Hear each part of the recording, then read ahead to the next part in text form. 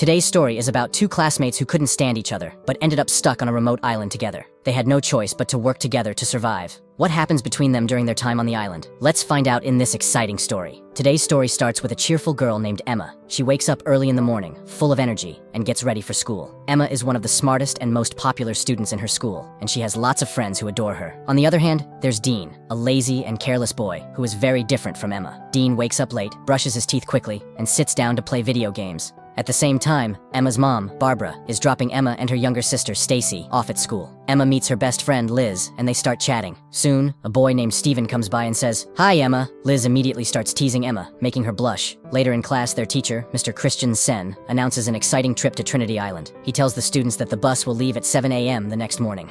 At lunch, Liz talks to their friends about Emma and Steven, joking about how this trip could bring them closer. Emma tries to change the subject and focus on the trip, but her friends are too busy making plans for her love life. During lunch, Emma notices Dean sitting alone, cutting an apple with a small knife. Miss Collier, one of the teachers, catches him and scolds him for bringing a knife to school. She drags him to the principal's office, leaving Liz to say, "See, Dean is nothing but trouble." The next morning, Emma is excited about the trip. She thanks her parents, Barbara and Phil, for letting her go. Meanwhile, Dean doesn't want to go, but his dad reminds him, "We worked hard to get you on this trip after your mistakes. Don't waste this chance." Dean reluctantly agrees. At the school, Mr. Christian Sen gathers everyone and asks them to get on the bus. As Emma gets on, Steven says hello, but Liz pulls her away, whispering, "Focus on Steven. Don't waste time on anyone else." After a long journey, the group reaches Trinity Island. Emma and her friends rush to the pool, splashing and laughing together. Steven joins them, but Dean watches from the balcony, keeping to himself. Later, one of Emma's friends tells her about a party on a local boat. Emma doesn't want to go at first, but her friends convince her. At the party, Emma looks for Liz, but instead sees Steven kissing another girl. Heartbroken,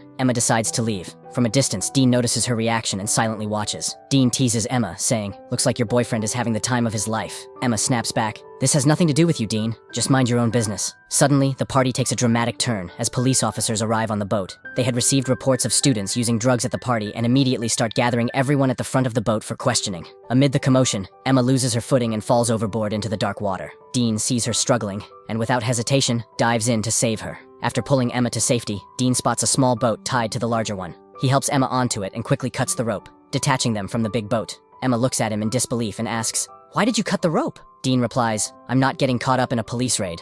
We'll wait for them to leave, and then get back to the main boat." But things don't go as planned. To make matters worse, Dean realizes there's no motor attached. Suddenly, a massive wave crashes over them, rocking their tiny boat. Both of them hold on tightly as the storm tosses them around through the night. When morning comes, the sea has calmed, but they are now in the middle of nowhere, floating aimlessly. Dean tries to call for help but realizes he has left his phone behind. He asks Emma if she has her phone, and while she does, there's no signal. Frustrated, Emma says, "If we'd just stayed with the party boat, we wouldn't be in this mess." Dean shrugs and tries to stay optimistic. As they continue to drift, Emma notices something on the horizon, a small island. She points it out, and Dean immediately starts paddling toward it using his hands. After a long struggle against the current, they finally reach the shore. Exhausted but relieved, they step onto the island. Emma quickly checks her phone again, hoping for a network signal, but there's none. Meanwhile, Dean rummages through the small boat and finds a flare gun, tucking it into his pocket. The two decide to explore the island, hoping to find help. As they move deeper into the forest, they come across a beautiful waterfall. Dean is mesmerized and exclaims, "Wow, this is incredible!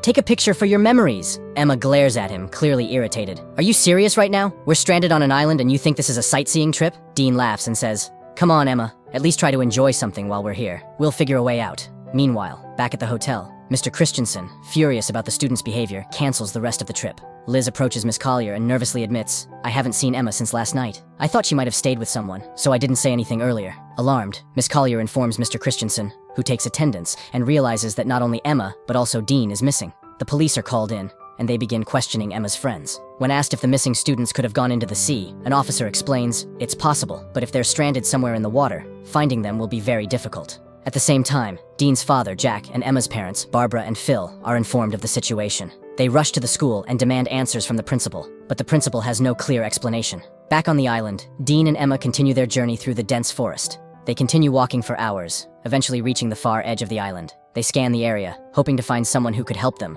but the place is completely deserted. Realizing they have no choice, they decide to return to their boat. However, when they get back to the shore, they're shocked to see that the boat is gone. The strong sea waves had carried it away, leaving behind only a life jacket. Tired and defeated, both sit down, unsure of what to do next. As the sun begins to set, Dean gathers some dry sticks and lights a small fire. They decide to spend the night there. Noticing Emma shivering in the cool evening breeze, Dean takes off his shirt and hands it to her. The next morning, Dean wakes up to find Emma missing. Panicked, he starts looking for her and spots her near the shore, writing large letters in the sand. SOS. He asks, "What are you doing?" Emma replies, "Trying to save my life. We need to find water and food or we won't survive long." Dean heads toward the sea, deciding to swim and cool off. As he does, Emma watches him quietly. Meanwhile, back at the hotel, Mr. Christensen is meeting with Emma and Dean's parents. He informs them that the police are actively searching for their children and have found traces of a small boat in the sea. Jack, Dean's father, gets frustrated and suggests hiring a private rescue team, but Mr. Christensen reassures him, saying, "The police are doing their job. We need to trust them." On the island, Emma is searching for water when she suddenly feels as though someone is watching her.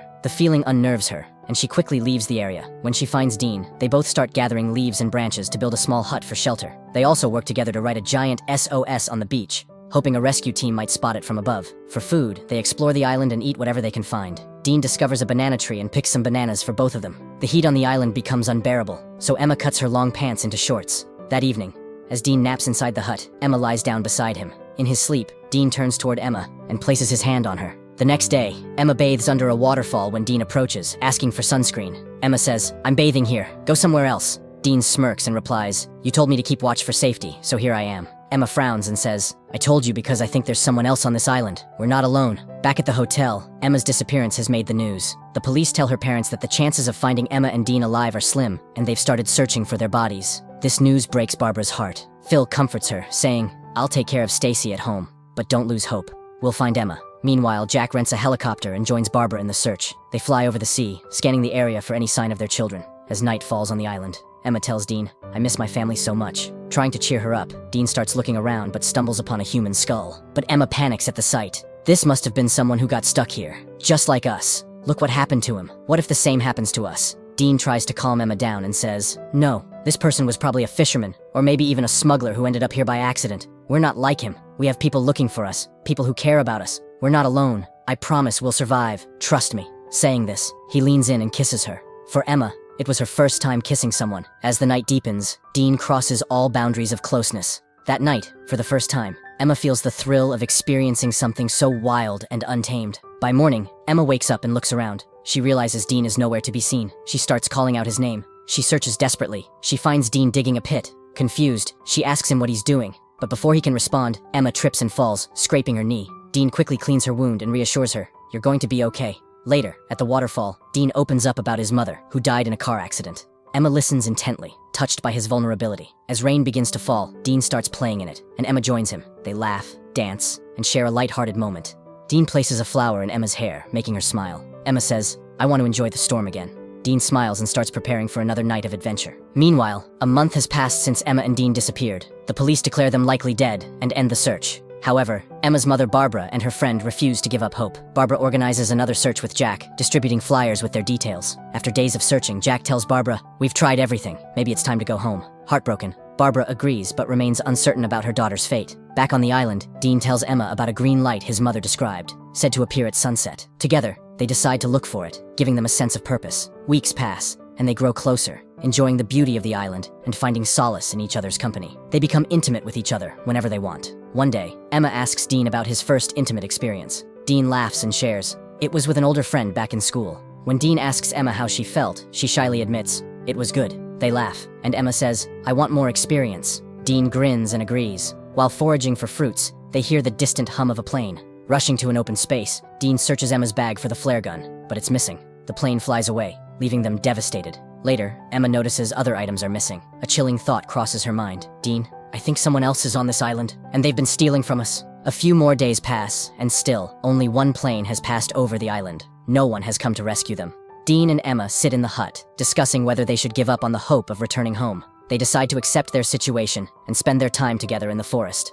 Suddenly, Dean hears the sound of an animal. He goes into the forest to investigate, and Emma, worried about him, follows. As Dean ventures further, he encounters a black panther. He runs in panic, and after a long chase, he falls to the ground. When Emma reaches him, she sees that Dean is holding a blood-soaked knife, having killed the panther in self-defense. Back home, Emma and Dean's friends and family try to continue their lives without them. Emma and Dean, however, have adapted to life on the island. They've learned to hunt and build a life together in the hut, having let go of the hope that anyone would come to save them. One day, as they lie down to rest, Emma notices that their missing items are falling from above. Looking up, they see a monkey on a tree throwing their things down. To their surprise, the monkey is holding the flare gun that Dean had been unable to find before. Emma offers the monkey a banana, and the monkey throws the flare gun down. Just as they retrieve the gun, they hear the sound of a helicopter. They rush to an open area, and Emma successfully fires the flare. The helicopter crew spots them, and they are finally rescued. After 3 months, Emma and Dean return home. At the airport, their friends and families greet them with joy. They are taken to their respective homes, and that night, Dean visits Emma. They talk about how strange it feels to be back home, and Dean leans in to kiss her, but Emma pulls back, explaining that her parents are constantly visiting her. She invites him to a party her parents are hosting to celebrate their return. The next day, at the party, Emma's parents give a speech about their children's return. Stacy asks Dean why he's not with everyone. Dean signals Emma to join him, but she ignores him. Hurt, Dean leaves the party. Emma becomes very famous after returning, but Dean remains isolated. Whenever they pass each other, they exchange only a brief glance. A few days later, Emma calls Dean, but he doesn't answer. Stacy visits Emma's room and tells her, "After you disappeared, we missed you so much. Mom and Dad were devastated. We thought we might have lost you forever, but now we're all together, and it feels like everything's right again." Emma responds, "You're my very good sister," and they decide to attend the prom together. Meanwhile, Dean visits his mother's grave, crying as he remembers her. On prom night, Dean watches TV at home when his father asks if he wants to wear his coat to the party. Meanwhile, Emma arrives at the prom with her sister. Liz leads Emma to a surprise, and Emma sees Dean standing outside in the rain, waiting for her. This sight brings back memories of the island, and Emma, moved, steps outside to join him. Dean and Emma are reunited, and they kiss, their happiness shining through. The story ends here.